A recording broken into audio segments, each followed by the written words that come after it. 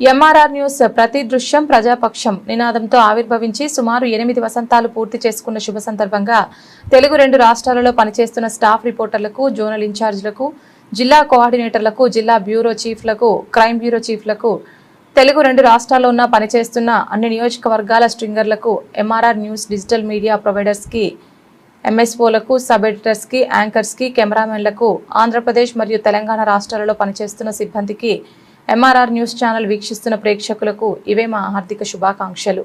మా ఛానల్ని వీక్షించండి, లైక్ చేయండి, షేర్ చేయండి, సబ్స్క్రైబ్ చేయండి. గ్రామీణ ప్రాంతం నుంచి పట్టణాల వరకు ప్రతి సమస్యను అధికారుల దృష్టికి తీసుకువెళ్లి సమస్య పరిష్కారానికి కృషి చేస్తున్న ఎంఆర్ఆర్ న్యూస్ ప్రతి దృశ్యం ప్రజాపక్షం నినాదంతో ఆరంభమై నేటికి 8 వసంతాలకు చేరువలో ఉన్న ఎంఆర్ఆర్ న్యూస్ ఛానల్ అతి త్వరలో విశాఖపట్నం, విజయవాడ, గుంటూరు, చిత్తూరు, నెల్లూరు, శ్రీకాకుళం, కర్నూలు, పల్నాడు జిల్లా, విజయనగరం, బాపట్ల, నల్లగొండ, హైదరాబాద్, నిర్మల్, ఆదిలాబాద్, సిద్దిపేట జిల్లాల్లో ప్రసారాలు టెలికాస్ట్ కానున్నాయని MRR news managing director M Raja తెలిపారు. బులెటిన్ ముగించే ముందు హెడ్లైన్స్ మరొకసారి. సరైన ఇంటికి సరైన సిమెంట్ ఎంతో ముఖ్యం. విచక్షణతో ఆలోచించండి. రైట్ సిమెంట్ ని ఎంచుకోండి. KCP cement, building the nation since 1958. KCP cement, the right choice.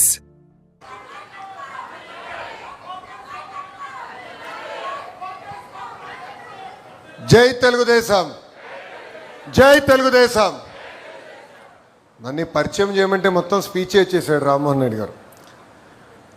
గౌరవ తెలుగుదేశం పార్టీ జాతీయ అధ్యక్షులు చంద్రబాబు నాయుడు గారికి, గౌరవ పాలిట్ బ్యూరో సభ్యులకి, గౌరవ శాసన సభ్యులకి, సీనియర్లకి, జూనియర్లకి, రాష్ట్ర ప్రజలకి, ముఖ్యంగా నాకు ప్రాణ సమానమైన తెలుగుదేశం పార్టీ కార్యకర్తలకి నా హృదయపూర్వక నమస్కారాలు. ఆఫ్లైన్ అయినా ఆన్లైన్ అయినా హైబ్రిడ్ అయినా మహానాడు ఎప్పుడూ ఒక మాస్ జాతర లాంటిది. పసుపు పండుగనే మన మహానాడు. ప్రతి కార్యకర్త కాళ్ళు ఎగరేసుకుని నాది తెలుగు జాతి, నాది తెలుగుదేశం అని చెప్పుకునే వేదిక మన మహానాడు. నేషన్ ఫస్ట్ అనేది తెలుగుదేశం పార్టీ విధానం. మన దేశం మన బాధ్యత. అందుకే గౌరవ ప్రధానమంత్రి శ్రీ నరేంద్ర మోడీ గారు ఒక పిలిపిస్తే నెల్లూరులో భారీగా మహానాడు ఏర్పాటు చేసుకోవాలన్న ప్లాన్లు మనం క్యాన్సిల్ చేసుకుని ఈరోజు హైబ్రిడ్ విధానం మనం ఏర్పాటు చేసుకుంటాం జరిగింది. హైబ్రిడ్ అనగానే టీమ్ 11 ఎగతాళి చేశారు. ఆ టీమ్ 11కి ఒకటే చెప్తున్నా, ముందు బ్యాటింగ్ చేసే బాధ్యత మా పసుపు సైన్యానిది. విశ్వవిఖ్యాత నడసార్వభౌమ స్వర్గశ్రీ నందమూరి తారక రామారావు గారు దేశానికే ఒక లెజెండ్. తెలుగువారి ఆత్మగౌరవం ఎన్టీఆర్, తెలుగువారి పౌరుషం మన ఎన్టీఆర్. సినిమాలో కానీ రాజకీయాల్లో కానీ ఆయన ఏనాడు ట్రెండ్ ఫాలో చేయలేదు. ఒక ట్రెండ్ సెటర్ మన ఎన్టీఆర్. ఆయన రికార్డు బద్దలు కొట్టడం ఎవడి వల్ల సాధ్యం కాదు. దేశానికే సంక్షేమం పరిచయం చేసిన వ్యక్తి మన ఎన్టీఆర్. సమాజమే దేవాలయం, ప్రజలే మన దేవుళ్ళు అని చెప్పి మనకు ఒక దిశ నిర్దేశం ఇచ్చిన వ్యక్తి మన ఎన్టీఆర్. 2 రూపాయలకే కిలో బియ్యం, పెన్షన్ విధానం, 50 రూపాయలకే హార్స్ పవర్ విద్యుత్, జంత వస్త్రాలు, పక్కా ఇల్లు, ఏకంగా గురుకుల పాఠశాలలు, మధ్యాహ్న భోజనం పథకం, పటేల్ పట్వారీ వ్యవస్థ రద్దు, ఇలా అనేక సంక్షేమ అభివృద్ధి కార్యక్రమాలు చేసిన వ్యక్తి మన అన్న ఎన్టీఆర్. స్త్రీ శక్తిని ముందుగా గుర్తించిన వ్యక్తి మన ఎన్టీఆర్. మహిళలకి ఆస్తుల సమాన హక్కు కల్పించారు. మహిళలకు పెద్ద ఎత్తున చదువుకోవాలని భారతదేశంలోనే తొలి మహిళా విశ్వవిద్యాలయం కూడా ఏర్పాటు చేసిన వ్యక్తి మన ఎన్టీఆర్. ఇంకా మహిళలు కూడా రాజకీయాలకు ప్రోత్సహించి రిజర్వేషన్ కూడా ఇచ్చిన వ్యక్తి మన ఎన్టీఆర్.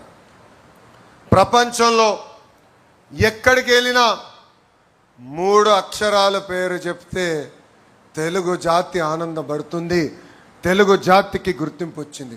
ఆ 3 అక్షరాలు ఏంటి? CBN. ఆ 3 అక్షరాలు ఏంటి గట్టిగా చెప్పాలి? సిబిఎన్. ఎందుకు చెప్తున్నానంటే చాలామంది కుర్రోలు ఇక్కడ కూర్చున్నాం, వేదికమైన అనేక మంది యంగ్స్టర్స్ ఉన్నారు. పొద్దున్న లేచి దగ్గర నుంచి ఆయనతో పోటీ పడాలని ఒక తాపత్రయం మనలో ఉంది. కానీ ఒక విషయం మర్చిపోతున్నాం, 25 సంవత్సరాల కుర్రోలు 3 ఉన్నారు ఆయన లోపల. ఇప్పటికీ ఆ స్పీడు మేము అందుకోలేకపోతున్నాం. ఇప్పటికీ ఆయన స్పీడు జెట్ స్పీడ్. గతంలో కియా తీసుకొస్తే ఇప్పుడు ఫైటర్ జెట్స్ తీసుకొచ్చిన వ్యక్తి.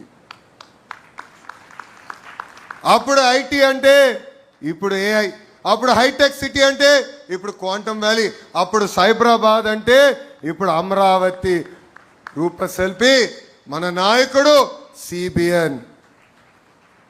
భవిష్యత్తును ఎప్పుడు ముందుగా చూసే విజనరీ మన నాయకుడు సిబిఎన్. స్త్రీ శక్తిని మహాశక్తిగా గుర్తించిన వ్యక్తి మన సిబిఎన్. మహిళలకు విద్యా ఉపాధి అవకాశంలో 33% రిజర్వేషన్ అందించిన వ్యక్తి మన సిబిఎన్. డ్వాక్రా సంఘాల ద్వారా మహిళలకి ఆర్థిక స్వాతంత్రం కూడా కల్పించిన వ్యక్తి మన సిబిఎన్. తన తల్లి పడిన కష్టాలు గుర్తించి మహిళలు కష్టాలు పడకూడదని దీపం పథకం ద్వారా ఉచితంగా గ్యాస్ కనెక్షన్ కూడా అందించిన వ్యక్తి మన సిబిఎన్. మహిళల్ని బస్ కండక్టర్లుగా, బస్సు డ్రైవర్లుగా కూడా నియమించిన వ్యక్తి మన సిబిఎన్. దేశంలోనే తొలి స్పీకర్గా ప్రతిమా భారతి గారిని కూడా నియమించిన గొప్ప వ్యక్తి మన సిబిఎన్. ఎవడైనా మహిళల జోలికి వస్తే తోలు తీస్తానని చెప్పిన వ్యక్తి కూడా మన సిబిఎన్. ఈ మధ్యన చూస్తున్నాం మహిళల జోలికి వెళ్తే ఏమవుతుందని. అర్థమైందా రాజా? తెలుగుదేశం పార్టీలో కార్యకర్తలే అధినేత. 2019 నుంచి 24 వరకు అనేక కష్టాలు మన కార్యకర్తలు ఎదుర్కొన్నారు. బయటికి రాకుండా తాళగట్టిన రోజులు, ఒక పోరాటం చేస్తే దొంగ కేసులు పెట్టిన రోజులు. ఏకంగా మీ లోకేష్ పైన 23 కేసులు పెట్టారు. వేదిక మీద నాయకులందరి పైన కేసులు పెట్టారు. కానీ ఆనాడే చెప్పాం, మాట తప్పం మడిమ తిప్పాం, మేము తగ్గేదే లేదని ముందరికి నడిచాం. మనందరం చూసాం, మెడపై కత్తి పెట్టి వాళ్ళ నాయకుడికి జై కొట్టమంటే జై తెలుగుదేశం, జై చంద్రబాబు అని చెప్పి